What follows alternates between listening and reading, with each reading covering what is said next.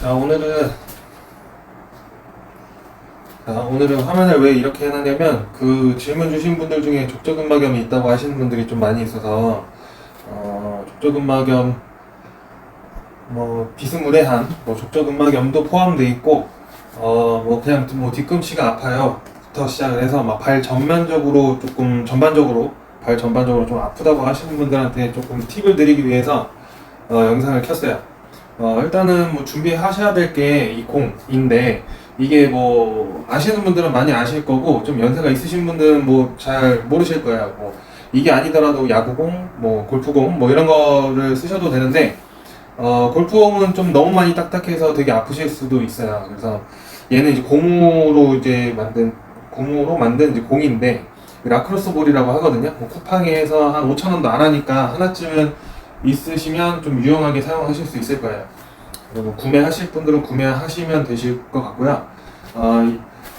지금 사람들이 좀 많이 와가지고 저도 오늘 좀 많이 놀랐는데, 너무 많아도 탈입니다. 자, 얘를 이용해서 어떻게 이 족저근막염을 좀 해결을 하실 거냐면, 얘를 그냥 바닥에다 놓고요. 여기서 이제 발로 이렇게 좀 왔다 갔다, 앞뒤로 하셔도 되고 좌우로 하셔도 되고, 근데 좌우로 하시기에는 조금 어려우실 거예요. 이 발바닥에 있는 근육의 결은 이 앞쪽하고 뒤쪽으로 이렇게 연결되어 있기 때문에 위아래로 풀어주시는 게 좋긴 하거든요. 좌우로 푸시면 이게 뭔가 덜컹덜컹 걸리면서 잘 안 눌릴 거예요. 근데 그 걸리는 부분이 강하게 압력을 누르면 좀 통증이 좀 세게 나타나는데, 거기 위주로 좀 많이 풀어주셔야 되거든요. 그래서 앞뒤로 일단은 천천히 좀 굴려보시고, 제일 아프거나 아니면은 좀 몽울이 져 있는데, 거기를 찾아서 통증이 줄어들 때까지 이제 계속 밟아주시면 돼요.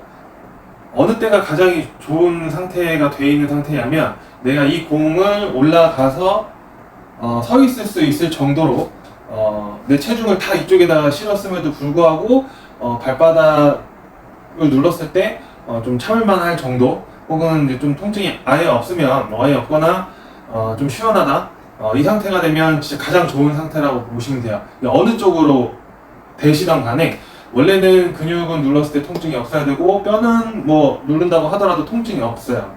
뼈에 붙어있는, 연결되어 있는 신경이나 이런 것들을 건드렸을 때는 좀 통증이 느끼실 수는 있겠지만, 뼈 자체가 문제가 되는 경우는 부러지지 않고 금이 가지 않는 이상은 그런 그치만 통증 같은 거는 안 생길 거예요. 보통 생기는 통증들은 대부분 근육에서 문제가 생기고, 근육이 이제 신경을 누르거나 이런 것들 때문에 저림 증상이나 다른 통증, 시큰함 이런 것들이 또 생기실 수 있거든요.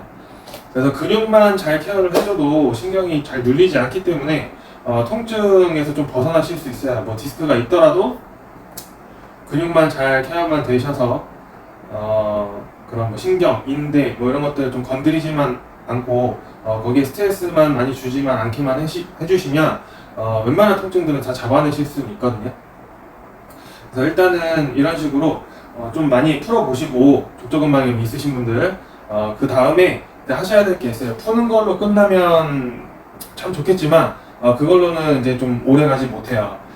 그래서 되게 자주 해주셔야 될 수도 있는데, 조금이라도 덜 자주 하고 싶으시면 스트레칭을 같이 해주셔야 돼요. 스트레칭을 이제 어떻게 하셔야 되냐면, 스트레칭은 발가락을 그냥 반대 방향으로, 우리가 보통 이런 쪽으로 하면 아래 방향이니까 윗방향으로 꺾어주시면서 스트레칭을 해주시면 되거든요.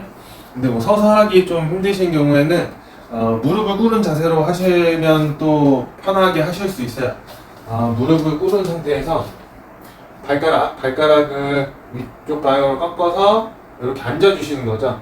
이것만 하셔도 발가락이 위쪽으로 많이 꺾이니까 발바닥 쪽에 있는 이 근육들이 스트레칭이 되세요. 그래서 스트레칭을 하실 때는 주의해야 할 점이 10초만으로는 절대 안 되시고요.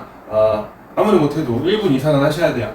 정확히 따지면 사람마다 조금씩 다르니까 1분 무조건 하세요, 1분만 하세요 라고 할 수는 없거든요. 사람마다 그 정도의 차이가 있어서.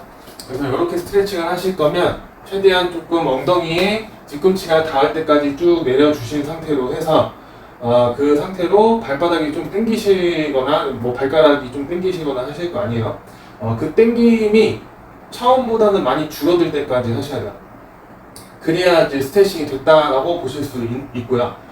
이 발바닥만 해서 나아질 수 있으면 혹은 나아졌다면 괜찮겠지만 그렇지 않은 경우들이 있어요. 뭐 뒤꿈치가 저는 더 아파요 라고 하시는 분들은 발바닥에 문제만 있는 게 아니라 이 종아리 근육 중에도 이제 비복근하고 가자미근이 있는데 가자미근이 좀 짧아지면서 좀 뒤꿈치하고 연결돼 있거든요. 그래서 뒤꿈치가 또 아프다고 하시는 분들이 있어서 그런 분들은 이제 가자미근을 조금 풀어주시고 스트레칭을 하셔야 돼요. 가자미근 같은 경우는 얘로 똑같이 푸셔도 되고요. 이 폼롤러를 이용하셔서 푸셔도 돼요. 가자미근은 우리가 보통 이게 알고 있는 이 종아리 근육 이 위쪽 제일 이제 좀 튀어나와 있는 데 있잖아요. 거기 밑에 먼저 전체적으로 쌓여 있고 그 다음에 비복근 우리 이 알맹이 있죠. 그러니까 힘줬을 때 이 역하트 모양으로 이제 근육이 이제 보이잖아요.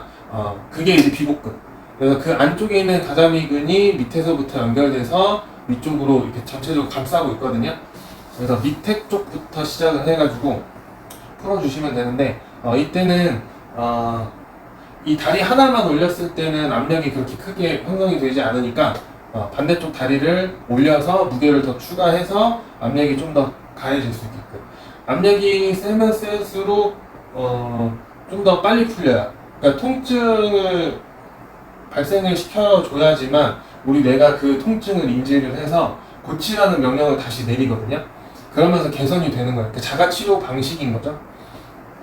그래서 그냥 이렇게 살짝 위아래로 한번 굴렸다가 제일 아픈 데 있으면 거기다 딱 대시고 눌러놓고 통증이 처음보다 줄어들 때까지 계속 유지하시면서 눌러주고 계시면 돼요. 근데 주의해야 될 점은 이쪽 다리 지금 제가 이쪽 다리를 풀고 있잖아요. 이 다리에는 힘이 들어가시면 안 돼요. 힘이 아프다고 해서 힘을 주게 되면 오히려 더 근육이 뭉칠 수 있으니까 최대한 힘을 뺀 상태로 해서 다리를 이렇게 올려주시면 되고요. 그 다음에 이제 똑같이 풀어줬으니까 스트레칭을 같이 해주셔야 되거든요. 뭐 얘가 있으면 요걸로 그대로 또 스트레칭을 하실 수 있어요. 얘를 발끝자락만 대고 엉덩이가 뒤로 빠지시면 스트레칭 많이 안 되시니까 엉덩이를 앞으로 내밀어서 발끝이 올라갈 수 있게끔 그래서 종아리 근육이 이렇게 늘어나게끔 이런 식으로 발바닥까지 연결돼 있으니까 그래서 이렇게 스트레칭을 또 해주시면 됩니다. 이렇게 하시면 거의 대부분은 족저근막염이 있거나 혹은 이제 좀 뒤꿈치가 아파요, 발이 좀 많이 부어요, 이런 분들이 한테는 좀 도움이 많이 되실 거예요. 그래서 꼭 해보시고 난 다음에 안 되면 다른 다시 질문을 하신다던가 해보세요. 우리 몸이라는 게 근육이 다 연결고리로 이어져 있기 때문에 내가 허리가 아프다고 해서 허리 마사지 한다고 허리가 낫는 경우는 별로 없어요. 확률적으로 봤을 때 50%도 안 될 거예요. 그래서 다른 이유가 있을 수도 있으니까 다 케바케이거든요.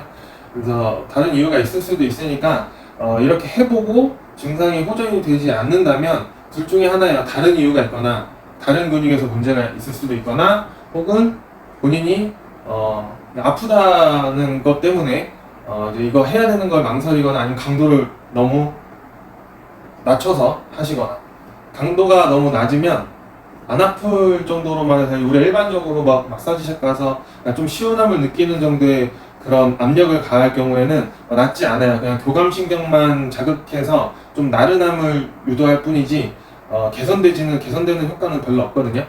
그래서 꼭 강하게 조금 내가 힘을 주지 않는 선에서 강하게 풀 수 있을 정도. 약간 좀 어떻게 보면 어려울 수 있는데 계속 하시다 보면 어떤 느낌인지 아시게 될 거예요. 이거는 말로 설명하기가 좀 어려운데 계속 여러 번 반복적으로 하시다 보면 내가 힘 뺀 상태에서 강도 높게 풀어야 되는 이 시점이 어느 시점인지 대충 감을 느끼시게 될 거예요. 그래서 계속 여러 번 좀 반복해 보시고 이 통증이 오래된 사람일수록 더 잘 안 고쳐지니까 더 꾸준하게 오래 자주 많이 하셔야 돼요. 이 점은 꼭 잊지 마시고 꼭 따라해 보시길 바라겠습니다.